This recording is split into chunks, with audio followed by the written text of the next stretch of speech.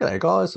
This is a video on Paul Mason's recent low carb down under video that was done about 2 weeks ago on the Is Your Cardiologist a Clot? It was the lecture 3 on that he had recently done, and he's talking about phytosterols and their effect on LDL-C. Now, while I do agree with him that phytosterols do upregulate matrix metalloproteinases, MMPs. I've talked about them in the past quite a bit. A lot of my subscribers, I suspect, have been nagging him about them since nobody else in the low carb community was talking about them. I've been talking about them for the last decade, even before I had my YouTube channel. If you go back and check a video that I did with Bart K, it's on his Odyssey channel, and it's an old one before I even had a channel, and I talk about matrix metalloproteinases, MMPs, as I call them, and discuss some of the issues. I didn't go into depth at all, but it was one way of me finding out that taurine, not only the fat-soluble vitamins, regulate and keep them under control within a physiological range, but also taurine can also keep them at bay and keep them within, can actually downregulate them and reduce them in certain tissues so they don't overreact under inflammation. But that's for another video to discuss. This is about Paul's hypothesis. So while, as I said, I agree that the endothelial lining can be compromised by matrix metalloproteinases. And if we've got a soft plaque and we've got the sort of collagen structure with the calcium that's trying to stabilize that atheroma from erupting, obviously upregulation of MMPs from seed oils and other things that can actually increase, and less fat-soluble vitamins that can regulate these collagen-degrading enzymes can be an issue and a risk factor for people with, cardiovascular disease. But while I see a problem with phytosterols, I don't see it in those terms. That it's actually been presented in this video.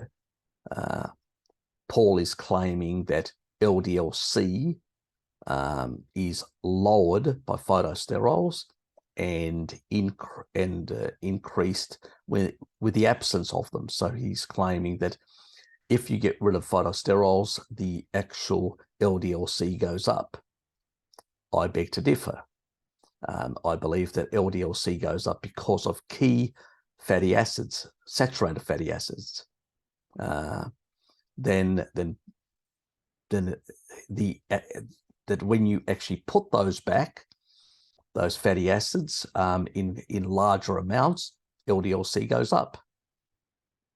And it has to do with the amount of boats that you will actually then send out, chylomicrons, from the enteric system on the other side, the gut wall. You will actually export them. They circulate around for, normally in a healthy person, 10 minutes, and then will drop off a bit of the adipose tissue. After they've dropped off a bit of different tissues, they'll shrink down to chylomicron remnants and then get into the liver at a different rate depending on the ApoE gene. So faster if you've got the ApoE4, which is the ancestral. If you've got the one that actually emerged in humans 200,000 years ago, which was the ApoE3, or 80,000 years ago, the ApoE2, you will have a slower uptake of chylomicron remnant into the liver. And so you'll have less LDL-C, because LDL-C at the end of the day originates originally out of the liver as a transporter of on itself, or in the form of VLDL that shrinks into IDL and then LDL. And it pretty much, the only reason why there's more cholesterol in those fractions is that those are the ones we measure. If for people that have got ApoE3322, we were to measure the chylomicron, cholesterols, and measure all the lipids, not just LDL-C or those other fractions, then we'll probably get, because we're doing it at fasting. So if you're doing it at fasting, obviously you're not going to get much chylomicrons in the system, as you can understand. So it really just gives you a false picture. But that's for another day, another discussion. Let's get on with it. I'll just share my screen and discuss Paul's hypothesis. Anyway, I'll let the man speak for himself. Coconut oil is a plant oil. It contains sterols.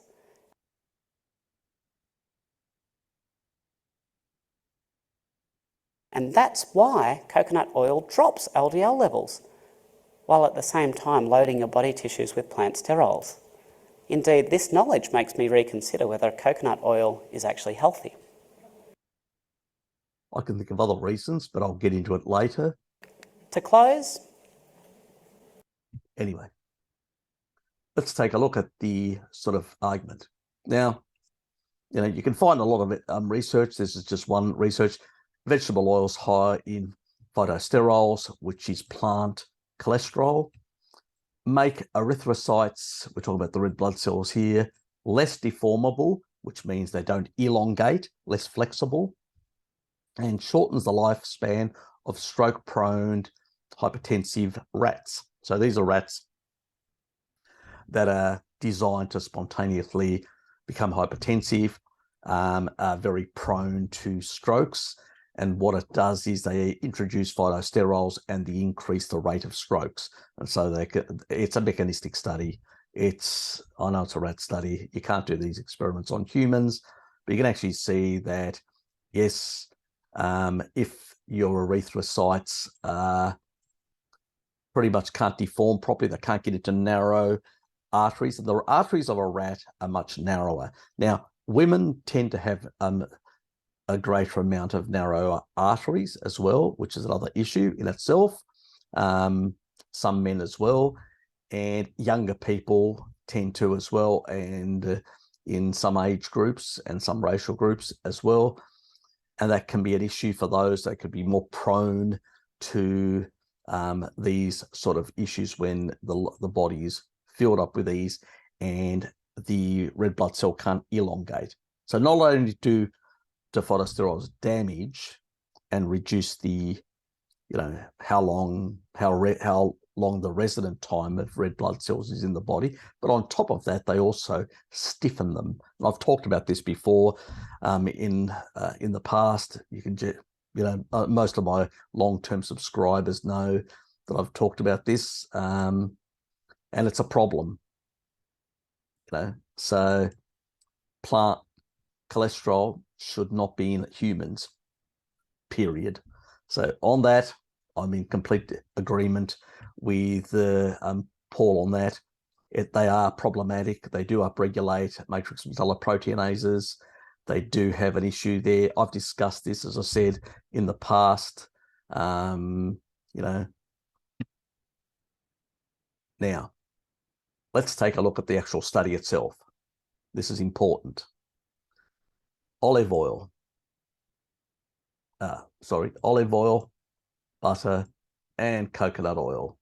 Okay, so what are the numbers? From baseline, what's the change from baseline? This is table 2. Table 2, and that's in the study that Paul quoted.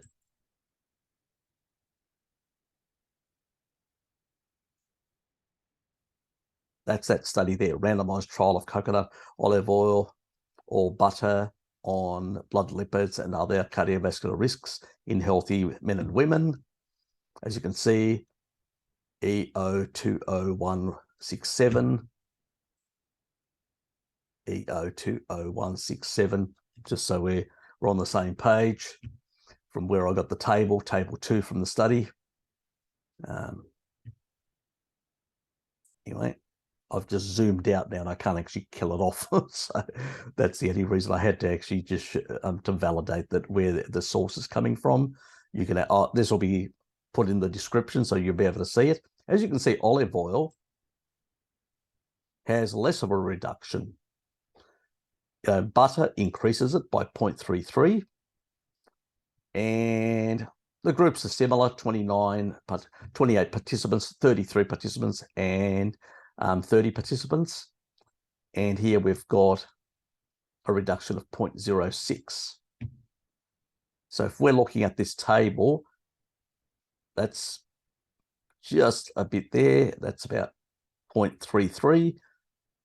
That's just, it hasn't hit that line. It's 0.9 and 0.06 would have been about here. So coconut oil actually reduced LDL-C further than olive oil. So if Paul's hypothesis is correct, then coconut oil should have lower phytosterols, more phytosterols, and olive oil should have less phytosterols.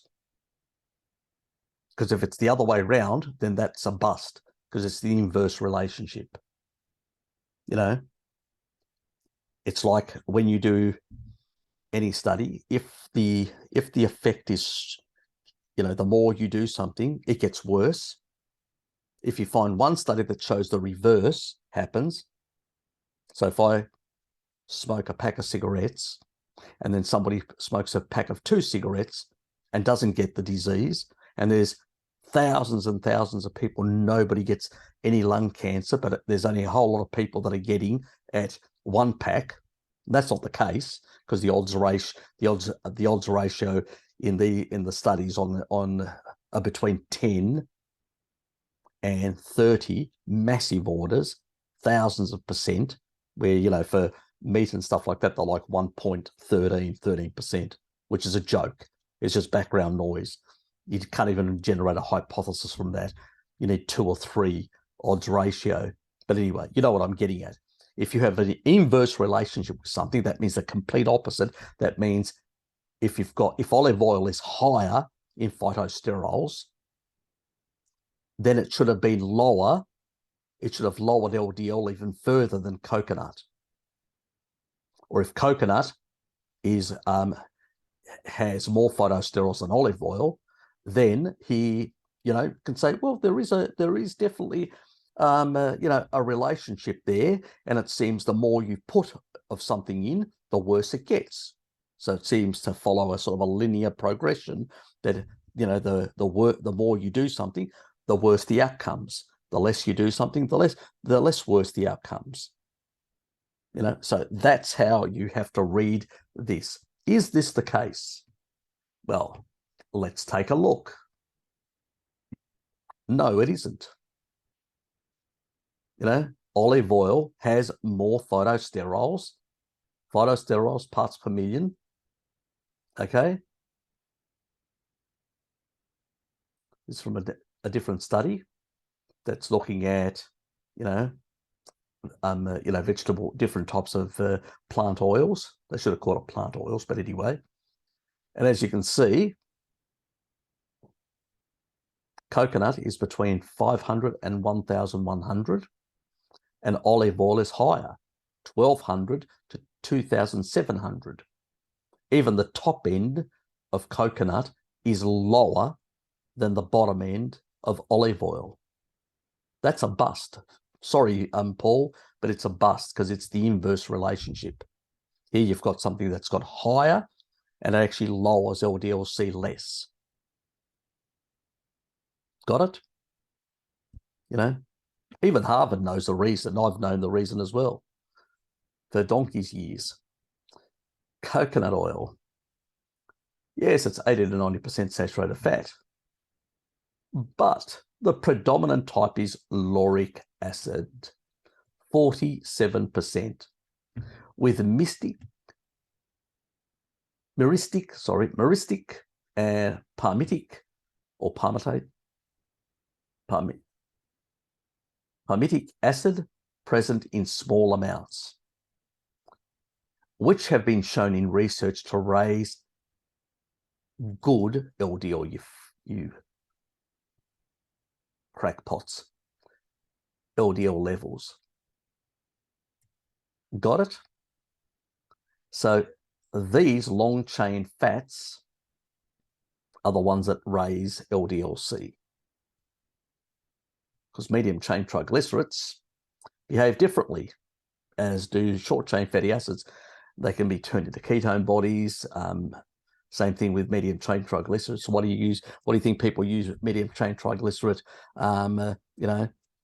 mixtures to produce ketone bodies for themselves? That's why they go and buy supplements as medium chain triglycerides. There you go. Lauric acid, 12 carbon chain, medium chain fatty acid. Medium chain fatty acid obviously is a medium chain triglyceride. It's not complicated. We know quite clear there's good research. Just because they call it harmful, that's a different thing. That's just politics. As far as I'm concerned, it's an opinion, not drawn out in research. But these are high,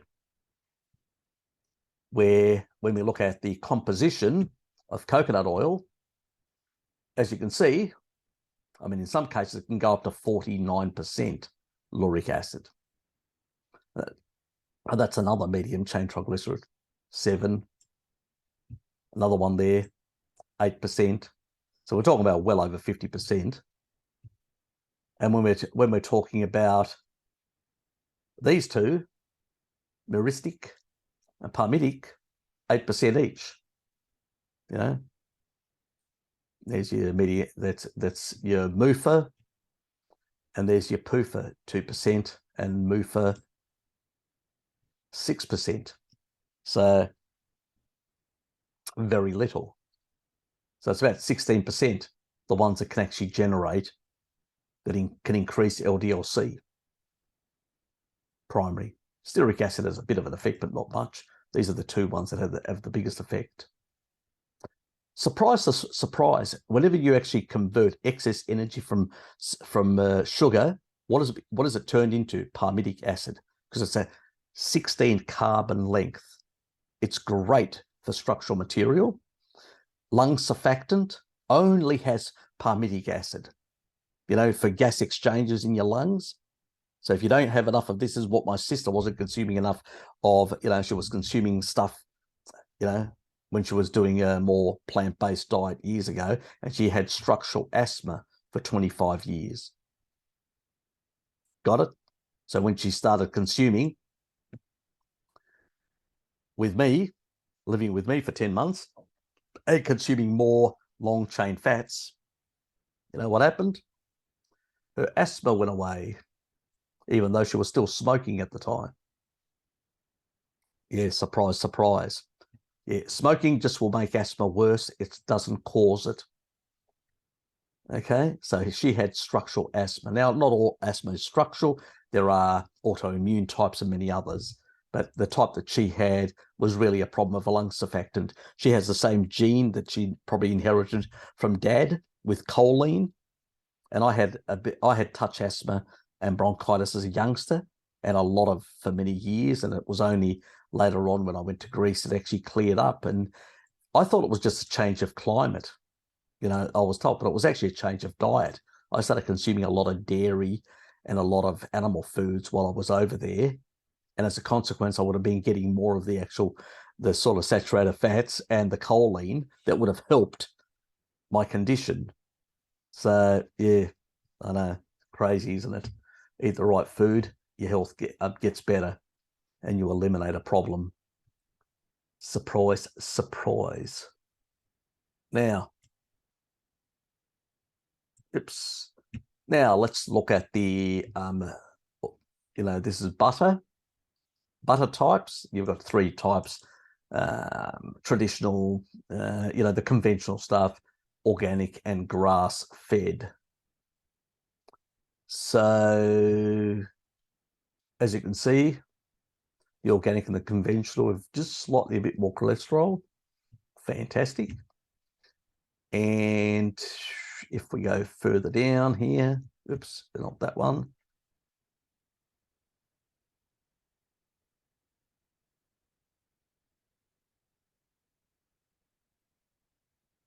Is this table? Yep. This is the table here.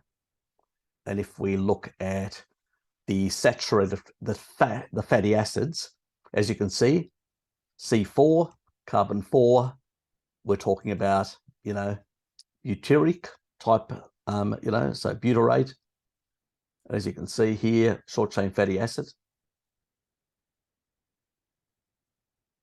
And then we go up, and these are, and you can see these are all the actual, those medium, there's medium chains through. That's even, remember, 12 carbon, luric. See how little it is? 4%, you know, around 4%, you know, very little, not much at all. Oops.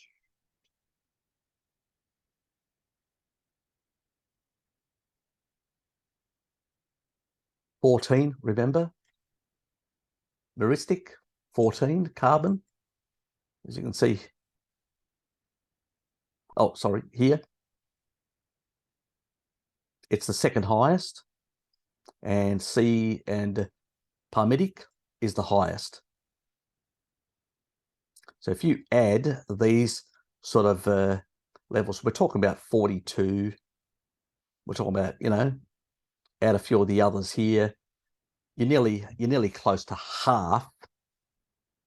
That is why you're getting that effect, Paul. That's why you're getting the higher effect from butter, because it's got more of those saturated fats that actually increase LDL-C. I've got no problems with that. That's fantastic. High LDL-C has been shown amongst centenarians, and you live longer. So, you know, as long as it's not oxidized, not an issue.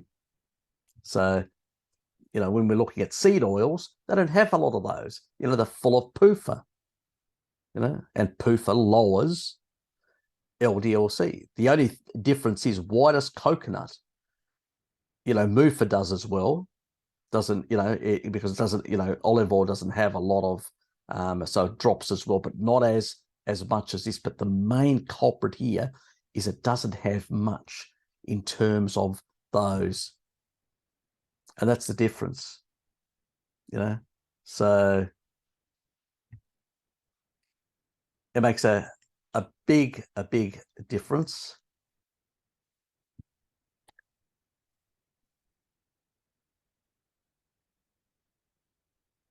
So we'll go to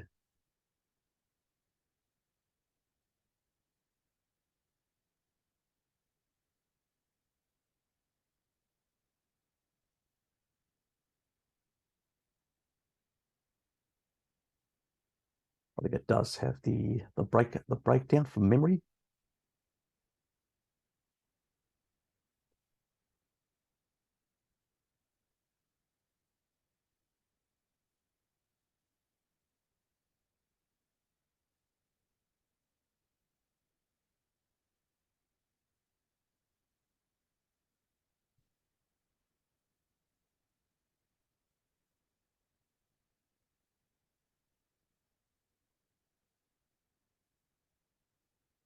It's not there. Sorry, bit of an amateur time.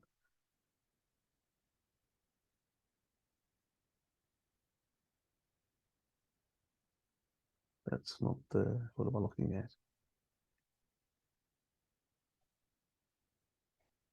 Ah, here it is. I was going to say, I thought they'd changed the actual, as you can see, the percentage can vary quite a bit from 7.5. So that's the poly, and that's the other poly as well. Could be up to, from a very low 3.5% to about 22.5. Most of it especially the extra virgin, is very high in mono, and doesn't have, and only has sometimes, that like a lot of the commercial ones can have up to 20. And so that's where the difference is, where the other one was only sort of 8. This would be a commercial one, because that would be the extra virgin olive oil. They would be using the commercial one for the actual studies, which would be 20%, which is slightly higher than what you will find, because it was only 8%, the other one. And even the combined with a, if you remember, yeah. So the Ristic was 8%, and that was 8%, but that doesn't have as strong as effect. This one has a bigger effect, palmitic acid. It's the one that's demonized the most. It's the saturated fat that everyone loves to hate, basically. And I love, because it's so important for cell membranes, for lung surfactant, and so many other things in the body. And it can actually be cleaved off into 4 ketones. C4 from, 4 divided by, divide 16 by 4, you get 4 ketones, so fantastic. So that regard, obviously olive oil has got slightly more, and it sort of explains why it finds itself about here, even though it's got a higher phytosterol content. The reason why it finds itself here is because it tends to have a bit more than coconut in terms of palmitic acid. That's really what's happening, and that's the difference between the butter and all that. And I think it's fine to criticize phytosterols for causing the stiffness of the red blood cells, upregulating matrix metalloproteinase, displacing animal cholesterol, and causing a lot of derangements in tissue. No problems with it, with Paul on that. I'm on the same page. But on the LDL-C, I cannot agree with that hypothesis. It's, that phytosterols lower LDL-C. No, they don't. It's basically the fatty acid composition that either increases it or lowers it. And we should not be concerned about LDL-C. LDL-C is our friend. Embrace LDL-C, love LDL-C, because those who have more of it will have a stronger immune system, a healthier hormonal system. LDL-C is so important for the immune system, for the hormonal system. If you have lower levels, not healthy, not a good thing. What we don't want is LDL-C oxidized with toxic seed oils or highly glycated with a lot of sugar. Why does it stay resident? Why can an LDL-C stay resident for longer? Well, if you're engaging the Randle cycle and you've caused a lot of increase of triglycerides and sugar in the bloodstream, and you're glycating everything to hell and oxidizing everything to hell, well, what do you expect? It's not the cars that are driving on the road that are the problem, but if you're throwing acid and crap on them and trying to hit them with things, obviously it's going to damage them, isn't it? And that's what we're doing when we throw in there that filth called toxic seed oils and excess sugar, especially the fructose, like our favorite salad boy, honey boy, that loves to glycate everything to hell. And it actually shows, Paul. So I'd be worried if I was you. Yeah, and it's not your surfing that's actually causing it. Being outdoors, it's pretty much what's causing it is the stuff that you're taking. I love the sun. I'm always out, and people see me. I'm always getting a bit pinky and all that, but you don't see my skin falling apart. And I'm older than you. I'm 56. So you're doing something wrong. You're glycating the living daylights out of your body.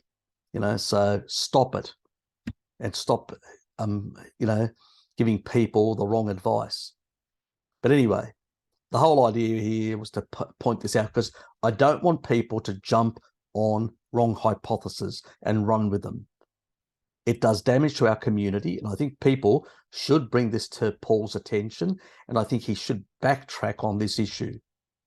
You know, maybe at some level, there may be an effect by phytosterols on LDL-C, potentially, but he hasn't proven it here. All he's shown is a relationship. You know, he's shown an association between the level of phytosterols between coconut oil and butter. But the thing that he hasn't done, which is critical, he's ignored the data from olive oil, which has much higher levels of phytosterols, which sort of shows an inverse relationship. It doesn't go down as low, Paul, which pretty much means that hypothesis is a bust completely, that is the driver of LDL-C. You know, it's a certain saturated fats, carbon 14 and carbon 16 saturated fats that are driving up LDL-C, and that is fine. That is a good thing because they are good for the body as long as we're not oxidizing them and glycating them. But, you know, because that gives credence to certain arguments that people have that, you know, they get the wrong idea, sort of, and we don't want people to getting the wrong ideas in terms of any of these sort of things. You know, phytosterols, yes, are a problem, and I agree. You know, they should not be in the diet. Now, Polynesians may have genetics that I don't know about. At some point, I'll probably get around investigating and, you know, trying to see whether there's any research there. I did a bit of a cursory look. I wasn't able to find any. So if I had found some, I would have shown it, but I haven't been able to find. If anyone knows of any research showing, you know, genetics adaptations by Polynesians, I would love to see it and make a video about it. But I think that the salicylate issue, especially for many people outside certain areas, so if you're in temperate zones and that, you've probably been exposed to less salicylates. So, and coconut oil has a lot of salicylates.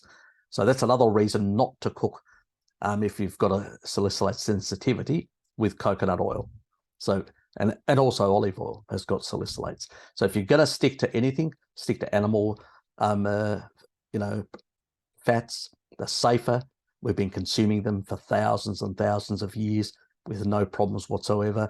So they are the best option to go to fats that we should always prioritize in our diet. But anyway, hope you enjoyed this, and if you feel like bringing it to Paul's attention, please do. I think he needs to basically walk back from that position that he's taken on phytosterols, because, you know, the other stuff, I agree with him completely. I've been talking about that, and that's how I got rid of my fibrosis and how I, you know, sorted out my heart, and why I was discharged by cardiology Tasmania, you know, from the Royal Hobart Hospital for that reason. He can contact any doctor, ask them for my name, you know, if he has contacts, and get my file. You know, I've got no, you know, obviously maybe there's going to be a privacy issue, but he could probably ask and find out. I don't have a problem that he finds out that I've been discharged if he wants to. I've got no problems with it. That's why I'm giving him the information that it's the Royal Hobart Hospital, the cardiology clinic. Anyway, that's pretty much it for this video. And I think that we have to be very careful, as Bart has pointed out today to Joey, we have to be very careful the way we go about doing things, because we can very easily succumb to, let's say, erroneous hypotheses and go on the wrong track and sort of demonize something for the wrong reasons. And then if we're caught out, we look foolish, and a lot of our good information loses traction because people say, well, you got that wrong, you probably got the other stuff wrong. And that's the reason why I want to nip this in the bud before it gets traction, so to speak, in the community. Anyway, that's about it. See yous.